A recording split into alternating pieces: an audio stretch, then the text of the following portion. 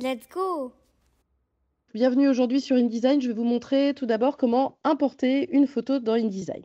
Alors pour importer une photo dans InDesign, il faut imaginer que vous avez un cadre que je vais créer ici maintenant avec l'outil bloc rectangulaire, mais que je pourrais également prendre avec ma barre des tâches contextuelle qui est ici et lui demander avec le bouton créer un cadre.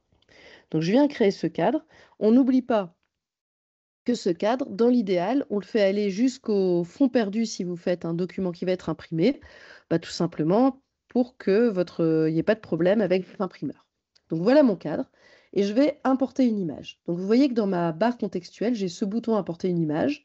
Le raccourci, c'est commande D, mais je pourrais également venir tout simplement déposer comme ça mon image. Alors, je vais aller sur mon bureau. Je vais prendre par exemple cette image-là. Et vous voyez que cette image, elle a un format plutôt paysage. Or, là, je vais l'importer dans un carré. Donc, je viens ici la déposer.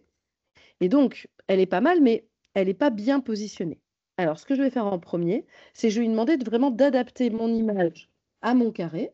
Donc, dans Propriétés, je vais aller dans les ajustements de bloc et je vais lui dire remplis le bloc proportionnellement pour vraiment que mon image corresponde. Mais vous voyez que mon image, ici, en fait, si je dézoome, je ne vois pas une partie parce que mon image, si je clique au centre, je vois que mon image, on voit toute la taille ici de mon image par rapport à mon rectangle. Et donc, je voudrais rebouger l'image de ce carré. Donc, je vais cliquer au centre. Et maintenant que j'ai cliqué au centre et que je vois ce rond, je peux venir bouger l'image à l'intérieur de mon rectangle et la positionner comme je veux.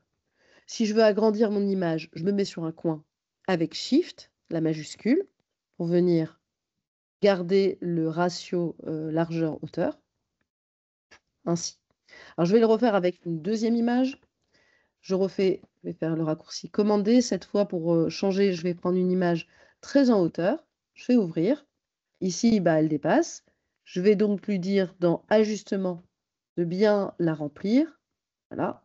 Et si je clique au centre, je peux venir la redéplacer à l'intérieur de ce cadre. Donc voilà comment on importe une image facilement dans InDesign.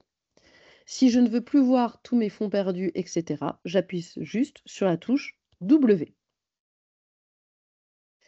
Donc voilà pour l'import d'images. Si vous voulez voir d'autres vidéos sur InDesign, je vais continuer sur le même document, une deuxième vidéo qui sera sur le chaînage de texte. Bien joué, le jeune!